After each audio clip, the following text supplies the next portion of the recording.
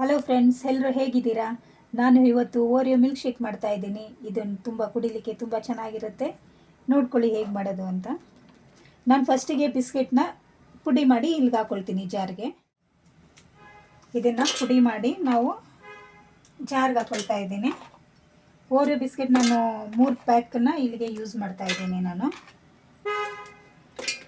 ಈ 3 ಪ್ಯಾಕ್ ಬಿಸ್ಕೆಟ್ಗೆ ಅರ್ಧ ಲೀಟ್ರು ಹಾಲನ್ನ ನಾನು ಯೂಸ್ ಮಾಡ್ತೀನಿ. ಈಗ ನಾನು 3 ಸ್ಪೂನು ಸಕ್ಕರೆ ಹಾಕ್ತೀನಿ. ಸಾಕಾಗುತ್ತೆ, ಯಾಕಂದರೆ ಓರಿಯೋ ಬಿಸ್ಕೆಟ್ನಲ್ಲೇ ಸಿಹಿ ಅಂಶ ಇರುತ್ತೆ. ಅದರಿಂದ 3 ಸ್ಪೂನ್ ಹಾಕ್ಕೊಂಡ್ರೆ ಸಾಕಾಗುತ್ತೆ. ನಾನು ಅರ್ಧ ಲೀಟ್ರು ಹಾಲನ್ನ ತೊಗೊಂಡಿದ್ದೀನಿ. ನಾನು ಅರ್ಧ ಲೀಟ್ರ್ ಹಾಲನ್ನು ಸಹ ಹಾಕ್ತಾಯಿದ್ದೀನಿ. ನಾನು 3 ಪ್ಯಾಕಿಗೆ ಅರ್ಧ ಲೀಟ್ರ್ ಬೇಕಾಗುತ್ತೆ.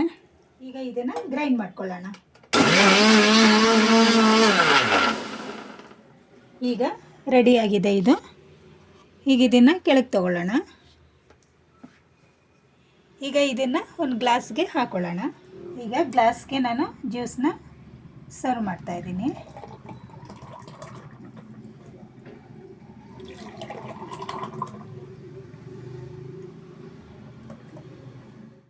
ಜ್ಯೂಸ್ ನಂತರ ಮೇಲ್ಗಡೆ ಓರಿಯೋ ಬಿಸ್ಕೆಟ್ನ ಪುಡಿ ಹಾಕಿ.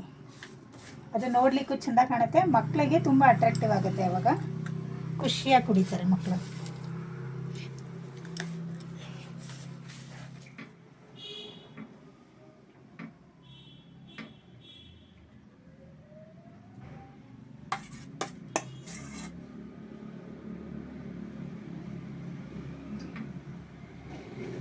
ಈಗ ಓರಿಯೋ ಮಿಲ್ಕ್ ಶೇಕ್ ರೆಡಿಯಾಗಿದೆ.